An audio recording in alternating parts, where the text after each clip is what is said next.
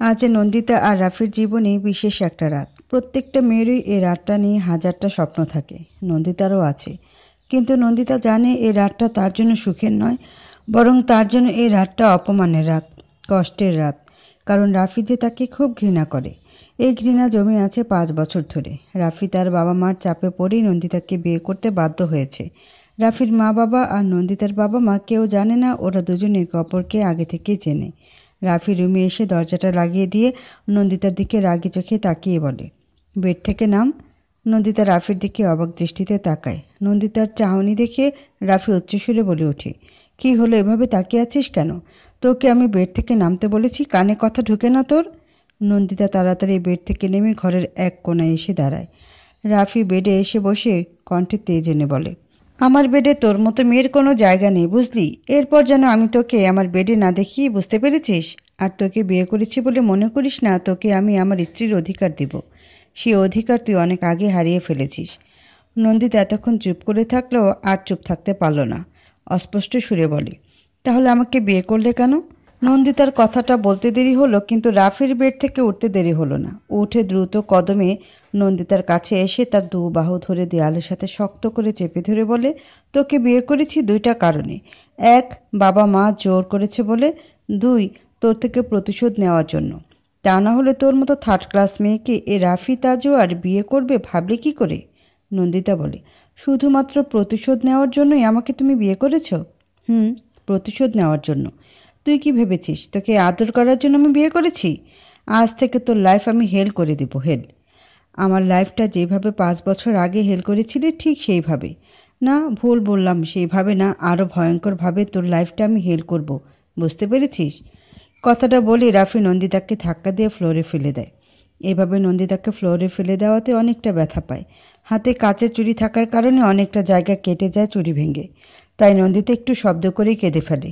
নন্দিতার কান্না দেখে রাফি বলে, একদম ন্যাকামো করবি না আমার সামনে। তোর এই ন্যাকামো দেখে আগে রাফি ভুলে যেত, কিন্তু এখন রাফি এত সহজে ভুলবে না। তাই তোর এই ন্যাকামো আমাকে না দেখিয়ে তোর প্রাণপ্রিয় আশিককে দেখাবি। ও হ্যাঁ, আচ্ছা, তোর ওই আশিকের খবর কি, যার জন্য আমাকে ছেড়ে চলে গেছিলি? নাকি ওই আশিককেও আর এক আশিকের জন্য ছেড়ে দিয়েছিস? আচ্ছা, তোর লাইফে কয়টা আশিক ছিল বলবি আমাকে একটু? এসব কি বলছো তুমি রাফি? আর তুমি আমাকে তুই তোকারি করছো কেন? রাফি এবার নন্দিতার সামনে হাঁটু গেড়ে বসে রেগে নন্দিতার মুখ চেপে ধরে বলে, তাহলে তোর সাথে কিভাবে কথা বলবো আমি? আপনি করে তোকে বলতে হবে এখন? আপনাকে? শোন, আমার সাথে তোকে এইভাবেই থাকতে হবে সারা জীবন। তোর লাইফে সুখ বলতে কিচ্ছু থাকবে না, থাকবে শুধু যন্ত্রণা আর অপমান। এখন থেকে অভ্যাস করে নে। আমি এত বছর যে যন্ত্রণায় ভুগেছি সে যন্ত্রণা তোকেও ভুগতে হবে। ভুলেই তো গিয়েছিলাম তোকে, তাহলে ফিরে আসলি কেন আবার আমার জীবনে? যখন এসেই পড়েছিস তার ফল তোকে তো ভোগ করতেই হবে। রাফি নন্দিতাকে ছেড়ে দিয়ে উঠে দাঁড়িয়ে বলে, শোন, আমার বাবা মার সামনে স্বাভাবিক থাকবি। ওনারা যাতে বুঝতে না পারে আমার আর তোর সম্পর্কটা কেমন। বাইরের জগতে আমরা একটা সুখী দম্পতি, কিন্তু ভেতরের জগতে শুধু যন্ত্রণা, যে যন্ত্রণা তুই ভোগ করবি। কথাটা বলে রাফি বেলকনিতে চলে যায়। পকেট থেকে সিগারেট বের করে তাতে আগুন জ্বালিয়ে ঠোঁটের কোণে সিগারেট রেখে নিকোটিনের ধোঁয়াটা আকাশের দিকে ছেড়ে দেয়। রাফি যে ভেতরে ভেতরে পুড়ে যাচ্ছে নন্দিতার কষ্ট দেখে। যে রাফির কষ্ট বেশি হতো নন্দিতার কষ্ট দেখে, আজ সে রাফি নন্দিতাকে নিজ হাতে কষ্ট দিচ্ছে। ভাগ্যের কি পরিহাস, তাই না? রাফি আধা ঘন্টা পর বেলকনি থেকে রুমে আসে। রুমে এসে দেখে নন্দিতা ফ্লোরে বসে দেয়ালের সাথে মাথাটা হেলান দিয়ে ঘুমিয়ে পড়েছে। নন্দিতাকে এভাবে দেখে রাফির বুকের ভিতরটা ধক করে ওঠে। রাফি ধীরপায়ে নন্দিতার কাছে গিয়ে বসে। নন্দিতার চোখের কোণে পানি জমে আছে কান্না করার কারণে। রাফি নন্দিতার চোখের পানি মুছে দেয় নিজের বুড়ো আঙুল দিয়ে আলতো করে। রাফি ঠোঁট দুটো চেপে ধরে মনে মনে বলে, 5 বছর আগে যদি তুমি এমনটা না করতে তাহলে হয়তো আমাদের এই বিশেষ রাতটা এমন হতো না, মধুর একটা রাত হতো। কিন্তু তুমি সবটা শেষ করে দিলে, সাথে আমার লাইফটাও। কেন করলে এমনটা তুমি? কি দোষ ছিল আমার? আমার ভালোবাসার কি কমতি ছিল? আমার ভালোবাসাকে তুমি অমর্যাদা করেছো নন্দিতা। এর শাস্তি তো তোমাকে প্রতি পদে পদে পেতে হবে। আমি তোমাকে এর জন্য কোনো দিন ক্ষমা করব না, কোনো দিন না। রাফি রাগে উঠে চলে যায় আর বেডে গিয়ে শুয়ে পড়ে। রাফি চলে যাওয়ার সাথে সাথে নন্দিতা চোখ মেলে তাকায়। নন্দিতা এতক্ষণ জেগেছিল। নন্দিতা মনে মনে ভাবে, আমি জানি রাফি তুমি এখনও আমাকে ভালোবাসো, কিন্তু আমার করা কাজটার জন্য তুমি আমার উপর প্রচণ্ড রেগে আছো। রেগে আছো বলে ভুল হবে, প্রচণ্ড ঘৃণা করো তুমি আমাকে, কিন্তু তখন যে আমি নিরুপায় ছিলাম। এই কাজটা না করলে যে অনেক বড় কিছু হারিয়ে ফেলতাম আমি, কিন্তু যে এই কাজটা করতে আমাকে বাধ্য করেছে সে কোথায়? সে তো বলেছিল তোমাকে সুখে রাখবে, তোমাকে আমার থেকেও বেশি ভালোবাসবে, কিন্তু সে এখন কোথায়? নন্দিতা এসব ভাবতে ভাবতে ভোর রাতের চোখটা লেগে যায়। সকালে রাফি ঘুম থেকে উঠে দেখে নন্দিতা রুমে নেই। রাফি একটা দীর্ঘ নিঃশ্বাস ছেড়ে ফ্রেশ হতে চলে যায়। কিছুক্ষণ পর রাফি ওয়াশরুম থেকে বের হয়ে রেডি হতে থাকে অফিসে যাওয়ার জন্য। ঠিক সেই সময় নন্দিতাও রুমে আসে হাতে চায়ের কাপ নিয়ে। রাফি নন্দিতাকে দেখি তো বড়সড় একটা ক্রাশ খেয়ে বসে। ক্রাশ খাওয়ার কারণটা হলো নন্দিতার সাজ। নন্দিতা একটা লাল জামদানি শাড়ি পরেছে, মুখে তেমন সাজ নেই বলেই চলে। ঠোঁটে হালকা লিপস্টিক, নাকে নাকফুল থাকার কারণে নন্দিতার দিকে একটু বেশি আকর্ষণ অনুভব করছে রাফি। চুলগুলো ভেজা থাকার কারণেও নন্দিতাকে আরও বেশি স্নিগ্ধ লাগছে। রাফির এভাবে তাকানো দেখে নন্দিতা হালকা লজ্জা পায়। রাফি নন্দিতার দিক থেকে তাড়াতাড়ি করে চোখ সরিয়ে নেয়। নন্দিতাও নিজেকে আবার স্বাভাবিক করে নিয়ে বলে, তোমার চা রাফি? এতক্ষণে চা নিয়ে আসার সময় হলো? না, আসলে আমি অনেক আগে চা নিয়ে এসেছিলাম, কিন্তু তখন তুমি ওয়াশরুমে ছিলে। খুব ভালো, এবার চাটা দিন। বিদ্রুপের সুরে কথাটা বলে রাফি নন্দিতার হাত থেকে চা নিয়ে চুমুক দেওয়ার সাথে সাথে ভ্রু কুঁচকে নেয়। নন্দিতা তা দেখিয়ে বলে, কি হয়েছে? এত ঠান্ডা কেন চা? কিন্তু আমি তো মাত্র। নন্দিতাকে আর কিছু বলতে না দিয়ে রাফি আচমকা নন্দিতার মুখে চাটা ছুঁড়ে মারে। কিন্তু ভাগ্যক্রমে নন্দিতা নিজের ডান হাতটা দিয়ে মুখটা আড়াল করে ফেলে, যার কারণে মুখে চা না পড়ে হাতে পড়ে যায় চাটা। রাফি তেজ নিয়ে বলে, এটা কি চা এনেছিস নাকি শরবত এনেছিস? এত ঠান্ডা কেন? কোনো কাজই ঠিকমতো করতে পারিস না তুই, ইউজলেস একটা। বলেই রাফি হনহন করে ঘর থেকে বের হয়ে যায় রাগে। নন্দিতার তো বুক ফেটে কান্না আসছে। একে তো হাতে গরম চা পড়েছে, তার জন্য হাত জ্বলে যাচ্ছে, আর এক রাফির কটু কথা। চাটা প্রচণ্ড গরম ছিল, কিন্তু তারপরও রাগে চাটা ঠান্ডা বলে নন্দিতার গায়ে ঢেলে দেয় ইচ্ছে করে, নন্দিতাকে কষ্ট দেওয়ার জন্য। সেটা নন্দিতা খুব ভালো করে বুঝতে পারছে। না চাইতেই চোখ দুটো নোনা জলে ভরে যায়। হঠাৎ করে রাফির মা হেনা বেগম নন্দিতাকে ডাক দেয়। নন্দিতা তাড়াতাড়ি করে চোখ মুছে জোরে একটা শ্বাস ছেড়ে নিচে চলে যায়। রাফি খাবার টেবিলে বসে নাস্তা করা শুরু করে দিয়েছে। এমন সময় হেনা বেগম রাফিকে উদ্দেশ্য করে বলেন, তুই কি অফিসে যাবি নাকি আজকে? রাফি খেতে খেতে বলে, মানে আজকে তুই অফিসে? আজকে বাড়িতে একটা অনুষ্ঠান আছে আর তুই? হেনা বেগমকে কিছু বলতে না দিয়ে রাফি বলে ওঠে, প্লিজ মা, বিয়ে করতে বলেছ, বিয়ে করেছি, এখন আর প্যারা দিও না। কিসের প্যারা? আজকে তোর বউ ভাত আর তুই অফিসে যাবি? আমার ইম্পর্ট্যান্ট একটা মিটিং আছে। ঠিক আছে, তোর মিটিং ফিটিং তাড়াতাড়ি শেষ করে বাড়ি আসবি। নন্দিতা কিছুক্ষণ পরে আসে। নন্দিতাকে দেখে হেনা বেগম বলেন, কী রে মা, তোর মুখটা এমন দেখাচ্ছে কেন? রাফি নন্দিতার দিকে তাকায়। নন্দিতাও রাফির দিকে এক নজর তাকিয়ে শাশুড়ি মায়ের দিকে তাকিয়ে বলে, কিছু হয়নি মা। বুঝতে পারছি মা, বাবার জন্য মন খারাপ লাগছে, তাই তো? মন খারাপ করার কিছু হয়নি, কালকে তো যাবি, এবার আর নাস্তা করে সে। নন্দিতা রাফির সামনাসামনি বসে, কিন্তু রাফি নন্দিতার দিকে না তাকিয়ে নাস্তা করে যাচ্ছে। কিন্তু নন্দিতা রাফির দিকে এক নজর তাকিয়ে আছে। টেবিলের উপরে নন্দিতার রাখা হাতের লাল জায়গাটা দেখে হেনা বেগম বলে ওঠেন, এ কি, তোর এমন লাল হয়ে আছে কেন? একটু আগেই তো দেখলাম ভালো, তাহলে এটা কি করে হলো? নন্দিতা কি বলবে বুঝে উঠতে পারছে না। একবার রাফির দিকে তো আরেকবার শাশুড়ি মার দিকে তাকায়। মা, আসলে মানে। রাফি নন্দিতাকে কিছু বলতে না দিয়ে নিজে বলা শুরু করে, মা, আসলে হয়েছে কি জানো, তোমার ছেলের বউটা একটু কেয়ারলেস, বুঝলে? তাই তো আমাকে চা দেওয়ার সময় ওর হাতে চা পড়ে গেছে অসাবধানতায়। হেনা বেগম আঁতকে উঠে বলেন, কি বলছিস কি? নন্দিতা একটু সাবধানে কাজ করবে তো? মলম লাগিয়েছো তো? না মা, আসলে। পুনরায় রাফি নন্দিতার মুখের কথা কেড়ে নিয়ে বলে, এ কি, তুমি মলম লাগাওনি এখনও? কত করে বললাম মলমটা লাগিয়ে নিচে আসো, কিন্তু কে শুনে কার কথা? ঠিক আছে চলো, আমি মলম লাগিয়ে দিচ্ছি। রাফি চেয়ার থেকে উঠে নন্দিতার হাত ধরে নন্দিতাকে উপরে নিয়ে যাওয়ার জন্য হাঁটা ধরে। আর নন্দিতা তো রাফির দিকে অবাক হয়ে তাকিয়ে আছে রাফির এই অন্য রকম রূপ দেখে। রাফি নন্দিতাকে উপরে নিয়ে যাওয়ার সাথে সাথে রাফির হাতের বাঁধন শক্ত হয়ে পড়ে। নন্দিতা ব্যথা কুঁকড়ে ওঠে। একে তো হাতে গরম, চা পড়ার জন্য লাল হয়ে গেছে, আর এক রাফি খুব শক্ত করে ধরেছে, যার কারণে হাতের যন্ত্রণাটা দ্বিগুণ হয়ে গেছে। রাফি, আমার খুব লাগছে হাতে, প্লিজ ছাড়ো। রাফি নন্দিতাকে রুমে এনে বিছানায় ছুঁড়ে ফেলে, যার কারণে নন্দিতা কোমরে ব্যথা পায়। নন্দিতা ব্যথার উপর ব্যথা পেয়েই যাচ্ছে। রাফি দরজাটা লাগিয়ে দিয়ে নন্দিতাকে বিছানা থেকে টেনে তুলে নন্দিতার দু বাহু চেপে ধরে রাগী কণ্ঠে বলে ওঠে, তোকে আমি কি বলেছিলাম তোকে আমি? মা বাবার সামনে মুখটা এমন বাংলার পাঁচের মতো করে রাখবি না, কথা কানে যায় না তোর? রাফি লাগছে আমার, প্লিজ ছাড়ো। আমারও লেগেছে বুকে সেই 5 বছর ধরে, যার ব্যথা এখনও কমেনি। তো শরীরের ব্যথা তো কমে যাবে, কিন্তু আমার বুকের ব্যথা কমবে কি করে? তোকে আমি আজকে লাস্ট ওয়ার্নিং দিচ্ছি। বাবা মার সামনে না, শুধু বাবা মার সামনে না, সবার সামনে হাসি খুশি থাকবি, বুঝতে পেরেছিস? নাকি এখনও বুঝতে পারছিস না আমার কথা? নন্দিতা ব্যথায় জর্জরিত হয়ে বলে, বুঝতে পেরেছি। নন্দিতার চোখ দিয়ে অনবরত পানি পড়ছে, তা দেখেও রাফির একটু মায়াও হচ্ছে না, বরং চোখ গরম করে নন্দিতাকে ধাক্কা দিয়ে ফ্লোরে ফেলে দিয়ে নিজের কোটটা হাতে নিয়ে দরজা খুলে ঘর থেকে বের হয়ে যায়। আর নন্দিতা ফ্লোরে বসে জোরে জোরে কান্না শুরু করে দেয়।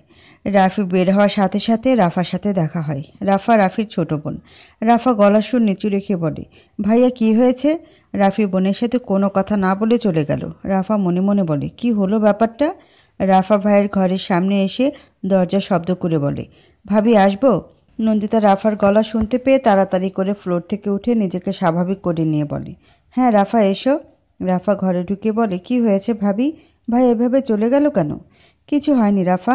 তাহলে তোমার চোখের কোণে পানি কেন? নন্দিতা চোখের পানি মুছে বলে, ও কিছু না, আসলে বাবা মার জন্য মন খারাপ করছিল। রাফা আর এ বিষয়ে কিছু বলে না। ভাই আর ভাবির ব্যক্তিগত বিষয়ে কিছু না বলাটাই ভালো, তাই অন্য বিষয়ে বলে, ও আচ্ছা, কালকে তো যাবেই ও বাড়িতে। আচ্ছা, মার কাছে শুনলাম তোমার হাতে নাকি গরম চা পড়েছে। আসো মলমটা লাগিয়ে দিই আমি। নাকি ভাইয়া লাগিয়ে দিয়ে গেছে? না, আসলে ওনার ইম্পর্টেন্ট একটা ফোন আসার সাথে সাথে চলে গেছে, তাই আর লাগাতে পারেনি মলমটা।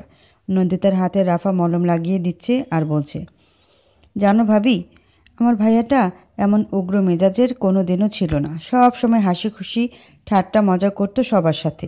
কিন্তু হঠাৎ করেই আমার ভাইটা চেঞ্জ হয়ে গেল, নিজেকে পর্যন্ত ঘরবন্দি করে ফেলেছে। সব সময় আমাদের থেকে দূরে দূরে থাকতো, কথা বলতে গেলেই জোরে চিৎকার করে বলতো, ডোন্ট ডিস্টার্ব মি।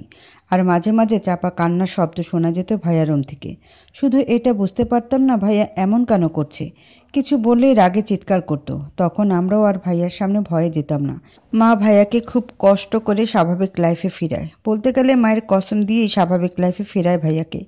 তারপর মা ভাবে 3-4 বছর পর ভাইয়ার বিয়ে দিবে, এরপর তোমার সাথে বিয়ে হলো। কিন্তু মেজাজ আর পরিবর্তন হবে বলে মনে হয় না, আজ যা দেখে বুঝলাম। তুমি প্লিজ ভাইয়াকে একটু দেখো।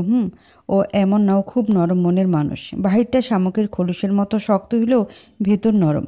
আচ্ছা যাই হোক, তোমার নাস্তাটা আমি এখানে পাঠিয়ে দিই, নাস্তা করে রেস্ট নাও। সন্ধ্যার দিকে রিসেপশন আছে তো, অনেক দখল যাবে তোমার উপর দিয়ে। নন্দিতা রাফার কথা শুনে মনে মনে ভাবে, আমি জানি তোমার ভাই কেন এমন করে, সব দোষ যে আমার। কথাটা ভাবতেই নন্দিতার চোখ থেকে 2 ফোঁটা নোনা জল গড়িয়ে পড়ে। বিকালে পার্লার থেকে আসা লোকেরা নন্দিতাকে খুব সুন্দর করে সাজিয়ে দিয়েছে, কিন্তু নন্দিতার মন যে হাঁসফাঁস করছে রাফির জন্য। সকাল থেকে এখনও রাফির দেখা নেই। হঠাৎ দরজা খোলার শব্দে নন্দিতা বিছানা থেকে উঠে দাঁড়ায় আর দরজার দিকে তাকিয়ে দেখে রাফি দাঁড়িয়ে আছে, হাতে কোটটা নিয়ে, আর নন্দিতার দিকে কেমন ঘোর লাগা চোখে তাকিয়ে আছে। রাফির হঠাৎ করে কি যেন হয়ে গেল, নিজের হুঁশে ঠিক নেই। হাতের কোটটা সোফায় ছুঁড়ে মেরে নন্দিতার দিকে এগিয়ে আসে। নন্দিতা তো ভয়ে এক পা করে পিছিয়ে যায়। পিছাতে পিছাতে দেয়ালের সাথে আটকে যায়। রাফি নন্দিতার অনেকটা কাছে এসে দাঁড়ায়। রাফি নিজের ডান হাতের বৃদ্ধা আঙ্গুল দিয়ে নন্দিতার বাঁ গালে মাঝখানের তিলটা স্পর্শ করে। নন্দিতা তো চোখ মুখ খিচে রেখেছে, দম বন্ধ হয়ে আসছে কেন জানি, সারা শরীর মৃদু কাঁপছে। রাফির গরম নিঃশ্বাস নন্দিতার সারা মুখে আশ্রে পড়ছে। রাফি নন্দিতার মুখটা 2 হাত দিয়ে আবদ্ধ করে নন্দিতার নিচু মুখটা উপরের দিকে তুলে এক নজরে রাফি নন্দিতার মায়াভরা চেহারাতে তাকিয়ে থাকে। রাফি নন্দিতার ঠোঁটের কাছে নিজের ঠোঁট নিতে নিবে, ঠিক সেই সময়ে রাফা ডাক দেয়। রাফি সাথে সাথে নিজের হুঁশে ফিরে আসে আর নন্দিতাকে ছেড়ে দিয়ে সাথে সাথে ওয়াশরুমে চলে যায়। আর নন্দিতা জোরে জোরে শ্বাস ছাড়ে।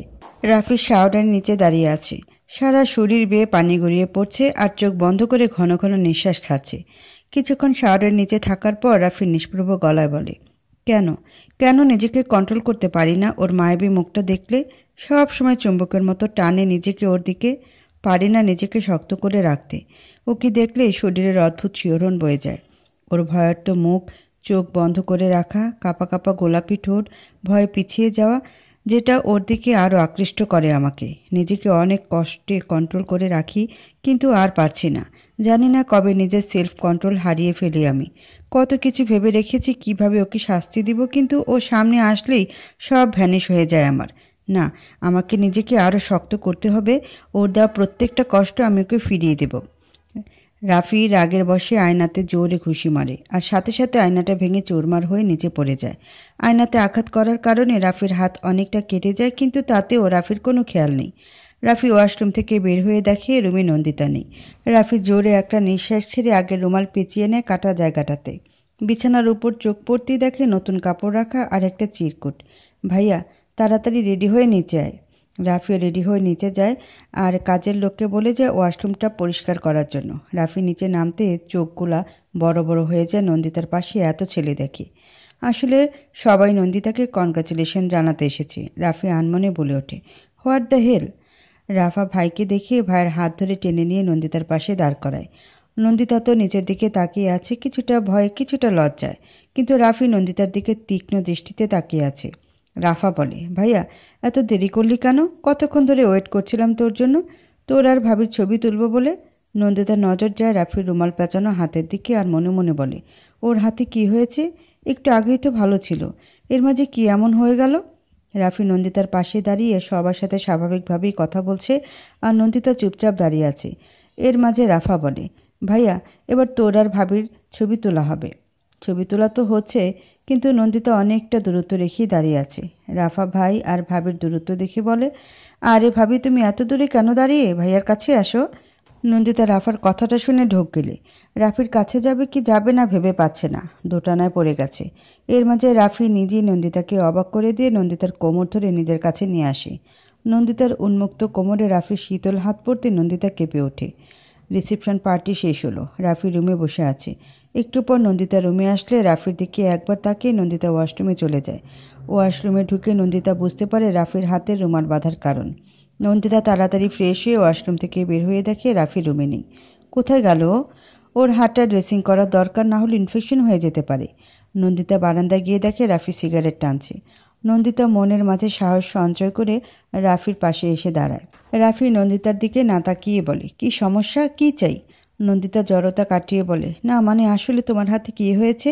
আমার হাতে যাই হোক তাতে তোর কি? আমার কিছু হবে না, যা হবার তোমারই হবে। যদি হাতের কিছু হয় তাহলে তোমার হবে, আমার কিছু হবে না। তাহলে তো বুঝতেই পারছিস তোর কিছু হবে না, তাই আমাকে একদম দরদ দেখাতে আসবি না। নন্দিতা এবার রাগী সুরে বলে, একদম চুপ। চলো আমার সাথে বেশি বকবক না করে। নন্দিতা রাফির হাত ধরে রুমে নিয়ে এসে সোফায় বসিয়ে বলে, এখানে চুপচাপ বসো, একদম নড়বে না। অর্ডার করছিস আমাকে? নন্দিতা জোরালো গলায় বলে, হ্যাঁ অর্ডার করছি। আমি ফার্স্ট এড বক্সটা নিয়ে আসছি, হাতটা ভালো করে পরিষ্কার করতে হবে। আমারটা আমিই করতে পারবো। চুপ থাকতে বলছি না তোমাকে। নন্দিতা ফার্স্ট এড বক্সটা এনে রাফির পাশে বসে রাফির হাতটা পরিষ্কার করা শুরু করে। রাফি আর কিছু বলে না, চুপচাপ নন্দিতার দিকে তাকিয়ে আছে। আর নন্দিতা রাফির কাটা স্থানটা স্যাবলন দিয়ে খুব যত্ন সহকারে পরিষ্কার করতে থাকে। রাফি একটু আর্তনাদ করে উঠলে নন্দিতা কাটা স্থানে ফু দেয়। অজান্তে রাফি বাঁ হাত দিয়ে নন্দিতার মুখের উপরে পড়ে থাকা ছোট চুলগুলো সরিয়ে দেয়। নন্দিতা রাফির দিকে একবার তাকিয়ে রাফির হাত ব্যান্ডেজ করাতে মনোযোগ দেয়। হয়ে গেছে। নন্দিতা কথাটা বলে রাফির দিকে তাকিয়ে দেখে রাফি ওর দিকে করুণ চোখে তাকিয়ে আছে। রাফি নরম গলায় বলে ওঠে, কেন করলে এমন তুমি আমার সাথে নন্দিতা? কি দোষ ছিল আমার? নন্দিতা আমতা আমতা করে বলে, রাফি আমি আসলে কোনো উত্তর নেই তাই না তোমার কাছে? আগেও ছিল না আর এখনও নেই। ঠিক আছে, কোনো উত্তর দিতে হবে না। রাফি আর কিছু না বলে আবারও বারান্দা চলে যায়। আর নন্দিতা রাফির যাওয়ার পানে তাকিয়ে একটা দীর্ঘ নিঃশ্বাস ছাড়ে।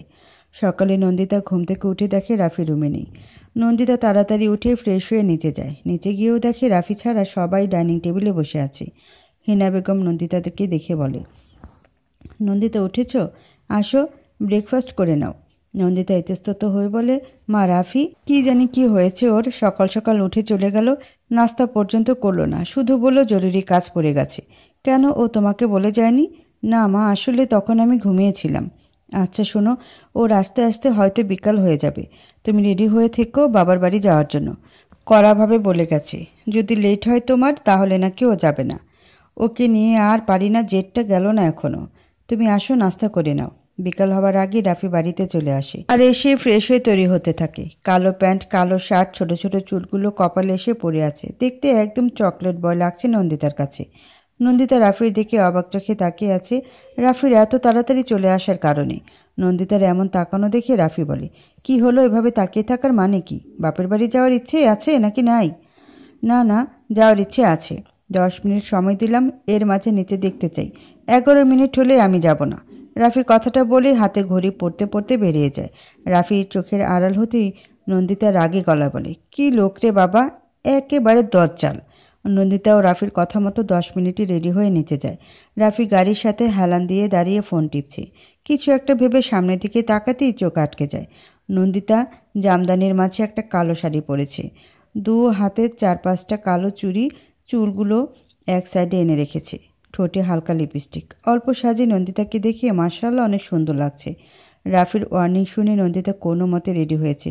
মেকআপ করা তো দূরের কথা, তাই নর্মালভাবেই সেজেছে নন্দিতা। কিন্তু তারপর রাফির চোখে নন্দিতাকে ভীষণ সুন্দর লাগছে। রাফিকে তাকিয়ে থাকতে দেখে নন্দিতা বলে, কি হলো, এভাবে দাঁড়িয়ে থাকবে নাকি? রাফির ধ্যান ভাঙে আর 4-5টা নজর বুলিয়ে ক্ষীণ গলায় বলে, রাফি ড্রাইভ করছে আর নন্দিতা রাফির পাশে বসে আছে। কেউ কোনো কথা বলছে না। হঠাৎ করে রাফি গাড়ি ব্রেক করে রাশভারী গলায় বলে, গাড়ি থেকে নাম এক্ষুনি। নন্দিতা হতভম্ব হয়ে বলে, মানে? বলছি গাড়ি থেকে নামার জন্য কথা কানে যায় না? নন্দিতা রাফির দিকে করুণ দৃষ্টিতে তাকিয়ে আছে। একটু আগে রাফির বলা কথাটা এখনও কানে প্রতিধ্বনি হচ্ছে। নন্দিতা বুঝতে পারছে না তার সামনে বসা লোকের মাথায় হঠাৎ করে কি চেপে বসে। এই ভালো, এই তো খারাপ। রাফি আবারও ঝাঁঝালো গলায় বলে, কি এভাবে ভ্যাবলার মতো তাকিয়ে আছিস কেন? গাড়ি থেকে নামতে বলছি তো আমি তোকে। কি বলছো কি রাফি, আমি গাড়ি থেকে কেন নামবো? বিকজ আমি বলছি তাই নামবি। রাফি, আমি এখানকার কিছু চিনি না, আর আমার কাছে টাকাও নেই যে গাড়ি করে যেতে পারবো। টাকা নিতে কি হয়েছে, 2টো পা আছে তো তোর, হেঁটে হেঁটে যাবি তুই? এমন কেন করছো তুমি রাফি আমার সাথে? একটু আগে তো সব কিছু ঠিক ছিল। রাফি বিদ্রুপ করে বলে, ঠিক ছিল? কি ঠিক ছিল? কিচ্ছু ঠিক ছিল না, আর কোনো দিন ঠিক হবেও না। তাই জলদি গাড়ি থেকে নাম। রাফি, আমার কথাটা একটু শোনো। আমরা যদি আলাদা আলাদা যাই তাহলে বাবা মা খুব কষ্ট পাবেন। তুই গাড়ি থেকে নামবি না, তাই তো? ঠিক আছে, আমি তোকে নামতে সাহায্য করছি। রাফি প্লিজ, আমার কথাটা একটু শোনো প্লিজ রাফি। অন্যদিকে রাফি গাড়ি থেকে নেমে নন্দিতার সাইডের দরজাটা খুলে নন্দিতাকে গাড়ি থেকে নামিয়ে দিয়ে গাড়ির দরজাটা লক করে দেয়। প্লিজ রাফি, আমাকে এভাবে ফেলে রেখে যেও না প্লিজ, আমি এখানকার কিছু চিনি না। রাফি নন্দিতার কোনো কথা না শুনে গাড়িতে উঠে গাড়ি ড্রাইভ করে চলে যায়। নন্দিতা গাড়ির পেছনে দৌড় দেয়, আর দৌড় দেওয়ার সময় নন্দিতা হোঁচট খেয়ে পড়ে যায়, আর রাফির গাড়িটাও মুহূর্তের মাঝে হারিয়ে যায়। নন্দিতা রাস্তার মাঝে বসেই কান্না শুরু করে দেয় আর বলতে থাকে, প্লিজ রাফি, আমাকে ছেড়ে যেও না প্লিজ, ফিরে আসো রাফি, প্লিজ ফিরে আসো। রাফি অনেকটা রাস্তা চলে আসতেই গাড়ি জোরে ব্রেক করে, মাথাটা সিটে হেলান দিয়ে চোখ বন্ধ করে রাখে। কিছুক্ষণ পরে রাফি রাগে স্টিয়ারিংয়ে জোরে আঘাত করে বসে। কেন এত কষ্ট হয় আমার, ওকে কষ্ট দিলে কেন? আমি চাই ও কষ্ট পাক, কিন্তু ওকে কষ্ট দিতে গিয়ে যে আমি শেষ হয়ে যাচ্ছি। না, এইভাবে ওকে ফেলে রেখে আসা উচিত হয়নি আমার। ওর যদি কিছু হয়ে যায় আবার, না না, আমাকে তাড়াতাড়ি যেতে হবে ওর কাছে। কষ্ট দিলেও ওকে ঘরের ভিতরে দেব, বাইরে না। রাফি গাড়ি ঘুরিয়ে নেয় নন্দিতার কাছে আসার জন্য, কিন্তু নন্দিতার কাছে এসে যা দেখে তাতে রাফির মাথাটা গরম হয়ে যায়। রাগে স্টিয়ারিংয়ে 2 হাত দিয়ে জোরে চেপে ধরে, চোয়াল শক্ত করে সামনের দিকে তাকিয়ে আছে। রাফি গাড়িতে বসে অগ্নিদৃষ্টিতে তাকিয়ে আছে নন্দিতার দিকে। রাফির এভাবে তাকিয়ে থাকার কারণটা হলো নন্দিতার হাত ধরে রেখেছে একজন পুরুষ, যেটা দেখে রাফির রাগের মাত্রাটা আরও বেড়ে যায়। কিন্তু অন্যদিকে নন্দিতা বলে, আমি ঠিক আছি, আর মলম দিতে হবে না। অচেনা পুরুষটি বলেন, কি বলছেন কি? কোথা ঠিক আছেন আপনি? আপনার হাতের পাতাটা অনেকটা ছিলে গেছে। ভাগ্যিস আমার ব্যাগে ওষুধটা ছিল, তাই দিতে পারলাম। আর আপনি রাস্তায় এইভাবে দৌড়াচ্ছিলেন কেন? যদি আরও বড় কিছু হয়ে যেত তখন? আমি একদম ঠিক আছি।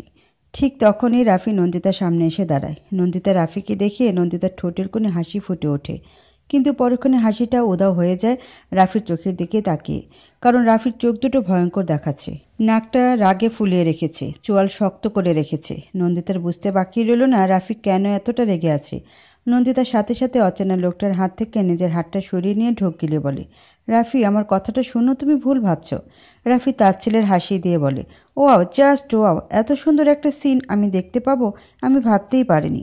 এই সিনটা দেয়ালে বাঁধিয়ে রাখার মতো, তাই না? নন্দিতা রাফিকে বোঝানোর চেষ্টা করে বলে, রাফি, আমার কথাটা শুনো, ওরকম কিছুই না। রাফি কণ্ঠে তেজ এনে বলল, তাহলে কি? বল আমাকে। এখন কি তুই রাস্তাঘাটেও প্রেমলীলা শুরু করবি? তুই ভুলে যাচ্ছিস তুই এখন রাফি রাজওয়ারের ওয়াইফ? আগে যা করেছিস করেছিস, কিন্তু এখন তুই কি সম্পর্ক ওর সাথে তোর? অচেনা পুরুষটি বলেন, মিস্টার, আপনি ভুল ভাবছেন, ওনার সাথে আমার কোনো সম্পর্ক নেই। উনি হাতে ব্যথা পেয়েছেন তাই আমি। রাফি ঝাঁঝালো কণ্ঠে বলে, shut up, just shut up. আপনার কাছ থেকে কৈফিয়ত চেয়েছি আমি, তাহলে আপনি কেন কথা বলছেন? কথাটা বলে রাফি নন্দিতার দিকে চোখ রাঙিয়ে বলে, আর তুই তোর এসব প্রেমলীলা শেষ হয়ে থাকলে চল আমার সাথে। রাফি কথাটা বলে রাগে নন্দিতার হাতটা শক্ত করে চেপে ধরে গাড়িতে তোলে। অচেনা লোকটা এসব দেখে মনে মনে বলে ওঠে, আর এ তো পুরাই সাইকো একটা মানুষ। রাফি নন্দিতাকে নিজের বাড়িতে নিয়ে আসে। নন্দিতার আর বাবার বাড়িতে যাওয়া হলো না। রাফি বাড়ির সামনে এসে নন্দিতার হাত ধরে টেনে নিয়ে যায় নিজের রুমে সকলের সামনে দিয়ে। আর বাড়ির প্রত্যেকটা মানুষ অবাক হয়ে তাকিয়ে থাকে, কেউ কিছু বলতেও সাহস পাচ্ছে না রাফির রাগী ফেস দেখে। রাফি নন্দিতাকে ঘরে এনে ছুঁড়ে ফেলে ফ্লোরে। এভাবে ফেলে দেওয়াতে মনে হচ্ছে নন্দিতার শরীরে সব কিছু ভেঙে গেছে। রাফি দরজাটা লাগিয়ে নন্দিতাকে টেনে তুলে নন্দিতার গলাটা চেপে ধরে দেয়ালের সাথে মিশিয়ে দেয়। রাফি প্লিজ ছাড়ো, আমার খুব লাগছে। খুব কষ্ট করে নন্দিতা কথাটা বলে। রাফি দাঁতে দাঁত চেপে বলে, লাগুক, লাগার জন্যই তো তোকে ধরা। ইচ্ছে করছে তোকে খুন করে ফেলতে, কিন্তু তা আমি করব না। তোকে তিলে তিলে আমি মারব বলে নন্দিতাকে ছেড়ে দেয়। নন্দিতা কাশতে কাশতে নিচে বসে পড়ে। চোখ দিয়ে অনবরত পানি পড়ছে। রাফি আবারও নন্দিতাকে তুলে বাহু চেপে ধরে বলে, আমার ভাবতেও ঘৃণা লাগে নিজের প্রতি, যে তোর মতো একটা মেয়েকে আমি নিজের সবটা দিয়ে ভালোবেসেছিলাম। আসলে তুই একটা কি বলবো আমি তোকে, তুই বলে দে তোকে আমি কি বলবো। রাফি, তুমি আমাকে ভুল বুঝছো। ওই লোককে তো আমি চিনি না, উনি আমাকে নন্দিতা আর কিছু বলতে পারলো না। সাথে সাথে নন্দিতার গালে ঠাস করে চড় মেরে বসে রাফি। চড়টা এতটাই জোরে ছিল যে নন্দিতার ফর্সা গালে 5 আঙ্গুলের দাগ বসে গেছে। এতটা বেহায়া কি করে হতে পারিস তুই? কি করে? ও হ্যাঁ, বুঝতে পেরেছি, আমি তোকে স্পর্শ করিনি, তাই তোর এখন পরপুরুষের স্পর্শ দরকার, তাই তো? রাফি, কি বলছি এসব? আমাকে এতটা নিচে নামিয়ে দিও না প্লিজ। রাফি দাঁত চিবিয়ে চিবিয়ে বলল, তবে যাই হয়ে যাক না কেন, তোকে আমি কোনোদিনও ডিভোর্স দেব না। তোর জীবনটা আমি নরকে পরিণত করব। সারা জীবন তুই কষ্ট ভোগ করবি, বুঝলি? রাফি নন্দিতাকে ধাক্কা দিয়ে রুম থেকে বের হয়ে যায়। নন্দিতা ফ্লোরে বসে ডুকরে কান্না করতে করতে বলে, রাফি, তুমি আমাকে ভুল বুঝছো। তুমি এতটা রকচটে কী করে হয়ে গেলে? আমার কথাটা না শুনেই তুমি। নন্দিতা আর রুম থেকে বের হয়নি। নন্দিতা ফোন করে বাবা মাকে কোনো মতে বুঝ দিল, এটা বলে রাফির কাজ পড়ে গেছে, তাই আসতে পারবে না। এখন একা গেলেও মানুষ 2-4টা কথা বলবে, তাই আর যাওয়া হয়নি। এর মাঝে নন্দিতাকে রাফা অনেকবার জিজ্ঞেস করেছে কি হয়েছে, কিন্তু নন্দিতা কিছু না বলে কথাটা কাটিয়ে দিয়েছে। তাই আর বাসার কেউ কিচ্ছু জানতে চায়নি। তবে এটা বুঝতে পারছে নন্দিতা আর রাফির মাঝে কিছু একটা হয়েছে। রাফির মা বাবাও এতে অভ্যস্ত হয়ে গেছে, তাই ওনারাও এ বিষয়ে কথা বলেনি। আসলে ছেলে বউয়ের সমস্যাটা তারা দুজনেই মিটিয়ে নিক, এটাই চায় ওনারা। রাত প্রায় 11টা বাজে। রাফি এখনও আসেনি বাসায়। নন্দিতা ঘরের লাইট না জ্বালিয়ে বসে আছে, তবে চাঁদের আলোতে ঘর আলোকিত হয়ে আছে। এর কিছুক্ষণ পরেই রাফির গাড়ির শব্দ শুনতে পায় নন্দিতা, কিন্তু তখনও নন্দিতা এইভাবে বসে আছে। রাফি কিছুক্ষণ পর দরজা খুলে ঘরে ঢুকে, কিন্তু রাফির দিকে তাকিয়ে তো নন্দিতা চরম অবাক হয়। কেমন দুলছে দেখি বোঝা যাচ্ছে ড্রিঙ্ক করে এসেছে। দারোয়ানের সাহায্যে রাফি কোনো মতে ঘরে আসে। রাফির এমন অবস্থা দেখে নন্দিতা রাফির কাছে গিয়ে বলে, কি হয়েছে তোমার? তুমি ড্রিঙ্ক করেছো? রাফি কিছু না বলে এক নজর নন্দিতার দিকে তাকিয়ে থাকে। রাফির মুখশ্রী দেখে মনে হচ্ছে এই বুঝি কেঁদে দিবে ভাব। রাফি আচমকে নন্দিতাকে নিজের সাথে মিশিয়ে নিয়ে 2 হাত দিয়ে শক্ত করে জড়িয়ে ধরে। এভাবে শক্ত করে জড়িয়ে ধরার জন্য দম বন্ধ হয়ে যাওয়ার মতো অবস্থা নন্দিতার। আর এর সাথে নন্দিতা কিছুটা শকড হয় রাফির এহেন কাণ্ডে। নন্দিতা মিহি সুরে বলে, রাফি, কি হয়েছে তোমার? রাফি ক্ষীণ গলা বলে, নন্দিতা, আমি খুব খারাপ, তাই না? খুব বাজে মানুষ আমি, তাই না? যে সব সময় তোমাকে কষ্ট দেয়, দুঃখ দেয়, আঘাত করে। জানো, তোমাকে কষ্ট দিলে তোমার থেকে আমি দ্বিগুণ কষ্ট পাই। তোমার চোখের কোণে পানি দেখলে আমি নিজেকে ঠিক রাখতে পারি না। তাই তোমাকে আঘাত দেওয়ার পরেই আমি তোমার থেকে দূরে সরে যাই। কারণ তোমার কাছে থাকলে যে নিজেকে শক্ত রাখতে পারি না। তোমাকে কষ্ট দিতে গিয়ে যে আমি শেষ হয়ে যাচ্ছি নন্দিতা। তোমাকে তো আমি ঘৃণা করতে চাই, কিন্তু পারি না, বিশ্বাস করো। হয়তো এখনও তোমাকে ভালোবাসি, তার জন্য। নন্দিতা কিছু বলে না, চুপচাপ দাঁড়িয়ে আছে শক্ত হয়ে, আর চোখ দিয়ে না চাওয়া সত্ত্বেও পানি পড়ছে। রাফি নন্দিতাকে নিজের বাহু ডোর থেকে ছাড়িয়ে নিয়ে নন্দিতার মুখটা নিজের 2 হাত দিয়ে আবদ্ধ করে বুড়ো আঙ্গুল দিয়ে চোখের জলটা মুছে দেওয়ার সময় নন্দিতা আর্তনাদ করে উঠে ব্যথায়। কারণ গালে যে রাফির দেওয়া 5 আঙ্গুলের দাগ বসে গেছে। রাফি হুট করে নন্দিতার চর দেওয়া গালে গভীরভাবে চুমু করে বসে। নন্দিতা কেঁপে ওঠে রাফির এহেন কাণ্ডে। সারা শরীরে লোমকূপগুলো দাঁড়িয়ে যায়। তলপেট মুচড়ে উঠে শির দ্বারা বেয়ে অদ্ভুত এক নাম না জানা শিহরণ বয়ে যায়। রাফি গভীর সুরে বলে, খুব কষ্ট পেয়েছ তাই না এভাবে আঘাত করার জন্য? সরি, বিশ্বাস করো, রাগ উঠে গিয়েছিল তখন। তোমাকে অন্য কারোর সাথে দেখলে মাথা ঠিক রাখতে পারি না, আমি কন্ট্রোল হারিয়ে ফেলি নিজের। আর কোথায় ব্যথা দিয়েছি আমি তোমাকে? গলায়, তাই তো? কথাটা বলে রাফি হুট করে নন্দিতার গলায় মুখ ডুবিয়ে একের পর এক চুমু দিতে থাকে। নন্দিতার দম বন্ধ হয়ে আসছে রাফিরহীন কাণ্ডে। আর নন্দিতার এটাও বুঝতে বাকি নেই যে রাফি নিজের মাঝে নেই। যদি হুঁশে থাকতো তাহলে রাফি কোনোদিনও এমন করতো না। তাই নন্দিতা রাফিকে নিজে থেকে সরানোর জন্য বলে, রাফি, আমি ঠিক আছি, আমার কোনো কষ্ট হচ্ছে না, বিশ্বাস করো। নন্দিতার কথা যেন রাফির কানে পৌঁছায়নি, বরং রাফি নন্দিতার গলায় আরও গভীরভাবে মুখটা ডুবিয়ে দিয়ে নন্দিতার কোমর ধরে নিজের আরও কাছে টেনে নিয়ে নিঃশব্দ গলায় বলে, জানো তোমাকে কতটা কাছে পেতে ইচ্ছে করে? মন চায় তোমার মাঝে নিজেকে আজীবন ডুবিয়ে রাখি, মন চায় তোমাকে আদরে আদরে ভরিয়ে রাখি। কথাটা বলে গলা থেকে নিজের মুখটা উঠিয়ে নন্দিতার দিকে মায়াবী চোখে তাকিয়ে থাকে আর ঘন ঘন শ্বাস নিচ্ছে আর ছাড়ছে। রাফির প্রত্যেকটা তপ্ত নিঃশ্বাস আশ্রে পড়ছে নন্দিতার সারামুখী। রাফির এই শ্বাস প্রশ্বাসের মাঝে এক অস্থিরতা কাজ করছে মনে হচ্ছে, যেটা নন্দিতা খুব ভালো করে বুঝতে পারছে। রাফি হুট করে ডান হাতের বুড়ো আঙ্গুল দিয়ে নন্দিতার ঠোঁটের আশেপাশ স্লাইড করা শুরু করে দেয়। তাতে নন্দিতার তো নাজেহাল অবস্থা, না পারছে সইতে, না পারছে দূরে সরে যেতে। রাফি নরম গলায় বলে, আচ্ছা নন্দিতা, তুমি এত নরম কেন বলো তো? একেবারে তোলার মতো। আচ্ছা তোমার ঠোঁটগুলো এত লাল কেন বলো তো? ইচ্ছে করে খেয়ে ফেলতে। এই কথাটা শোনা মাত্রই সারা শরীর কেঁপে ওঠে নন্দিতার। রাফি ঠোঁট ফুলিয়ে আবার বলে, আচ্ছা নন্দিতা, তুমি এমন কেন? নন্দিতা দুর্বল গলায় বলে, কেমন আমি?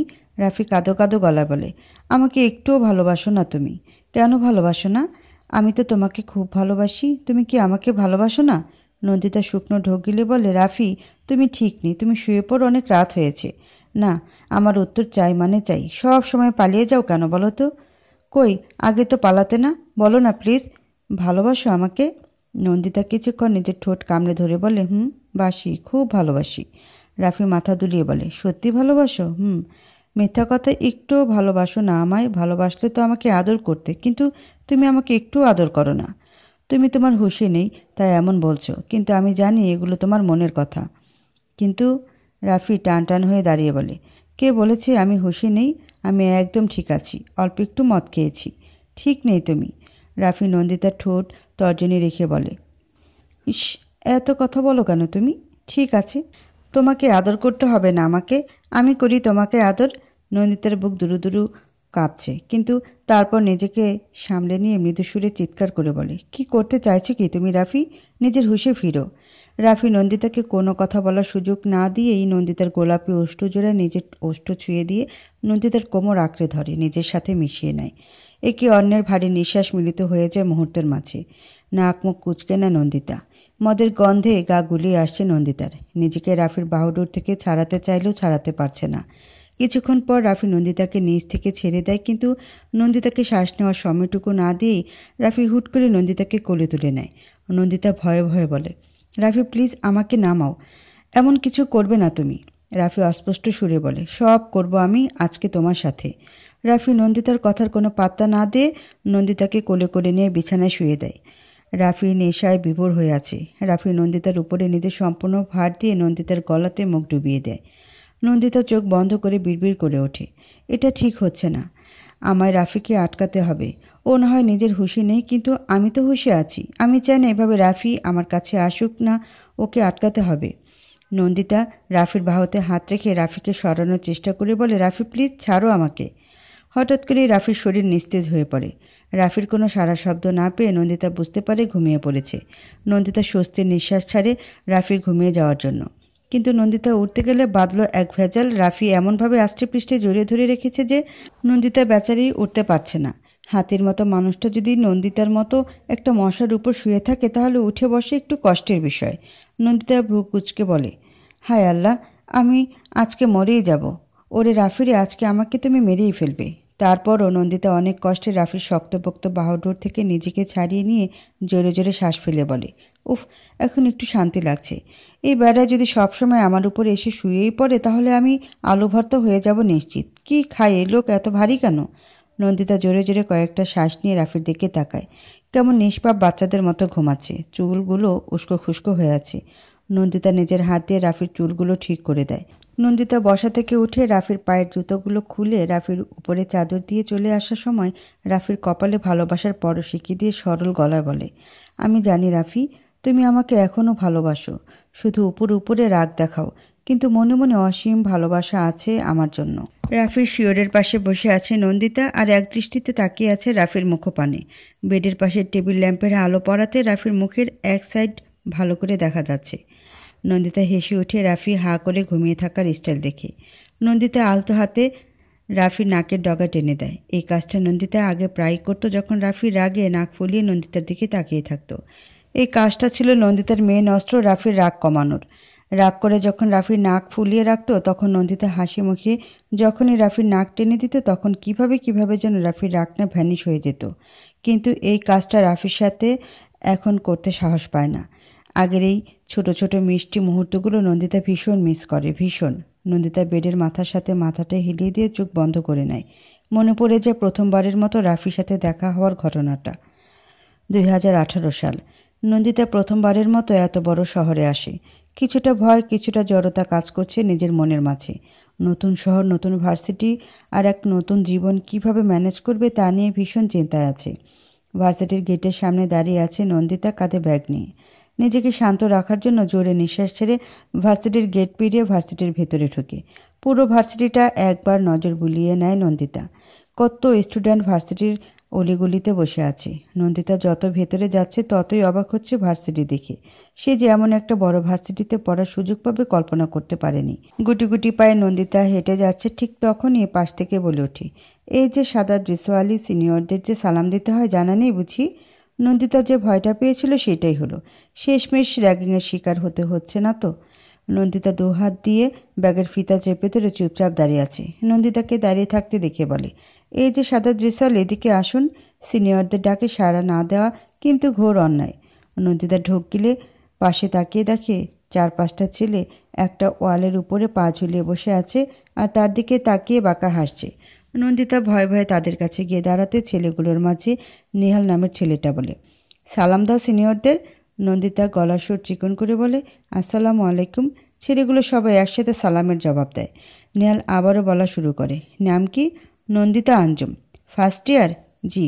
নেহাল আর কিছু বলতে তখনই শিহাব আরেকটা ছেলেকে নিয়ে এসে তার কাঁধে হাত রেখে বলে, একটা মুরগি পেয়েছি দোস্ত। শিহাব কথাটা বলে নন্দিতার দিকে তাকিয়ে বলে, ও মা, তোরাও দেখি একটা মুরগি পেয়েছিস? নেহাল বাঁকা হেসে বলে, আর বলিস না, এই সাদা মুরগি আমাদের সালাম না দিয়েই চলে যাচ্ছিল, তাই সালাম দেওয়ার ট্রেনিং দিচ্ছি। নন্দিতা শিহাবের পাশে দাঁড়ানো ছেলেটার দিকে আরও চোখে তাকায়। ছেলেটাও ভয়ে ভয়ে নন্দিতার দিকে তাকায়। নেহাল ছেলেটাকে উদ্দেশ্য করে বলে, কি নাম? জি, সুমন। নেহাল বা অন্য কেউ কিছু বলতে যাবে তার আগেই রাশভারী একটা কণ্ঠ ভেসে আসে। কি হচ্ছে এখানে? ছেলেগুলো সামনের দিকে তাকাতেই ভয় পেয়ে সাথে সাথে ওয়াল থেকে নেমে নেহাল বলে, কিছু না রাফি ভাই, আমরা তো শুধু। রাফি নেহালকে কথা বলতে না দিয়ে বলে, শুধু র্যাগ দিচ্ছিলি? নেহাল থতমত খেয়ে বলে, না ভাই, আমরা তো শুধু কথা বলছিলাম। রাফি গলা তেজ এনে বলে, কথা বলা শেষ হয়ে থাকলে ক্লাসে যা, আর হ্যাঁ, পরের বার যেন তোদের না দেখিয়ে জুনিয়রদের রেগ না দিতে। রাফির কথাটা শোনার সাথে সাথে ছেলেগুলা মাথা নাড়িয়ে এখান থেকে দৌড়ে চলে যায়। নন্দিতার জানে পানি আসলো যেন। ভেবেছিল রাফিও হয়তো তাকে রেগ দেবে, কিন্তু রাফি তাকে বাঁচালো র্যাগিংয়ের হাত থেকে। রাফি নন্দিতার দিকে তাকাতে চোখ বড় বড় করে, তুমি এখানে? নন্দিতা রাফির দিকে তাকিয়ে হতবাক হয়ে বলে, জি। রাফি পাগলের মতো হঠাৎ করে হেসে ওঠে। নন্দিতা অবাক চোখে একবার রাফির দিকে তো আরেকবার সুমনের দিকে তাকায়। নন্দিতা মনে মনে বলে ওঠে, এ ছেলে পাগল নাকি? এভাবে হাসছে কেন হঠাৎ করে? রাফির এখনও বিশ্বাস হচ্ছে না তার সামনে যে নন্দিতা দাঁড়িয়ে আছে। কেমন যেন স্বপ্ন স্বপ্ন লাগছে সব কিছু।